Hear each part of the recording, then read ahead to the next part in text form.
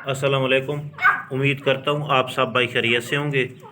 दोस्तों, आज की वीडियो में मैं आप लोगों को बताऊंगा कि तीतर के छोटे बच्चों में नर मादी की जो पहचान है वो आपने कैसे करनी है।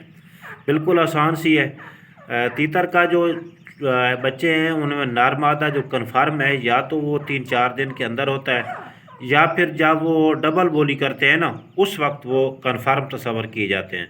दरमियान में कुछ दोस्त कीलों का अंदाज़ा लगाते हैं, वो भी कुछ हद तक ठीक है, लेकिन 100% ठीक नहीं है, क्योंकि बाज़ दफ़ा मादी के भी कील होते हैं।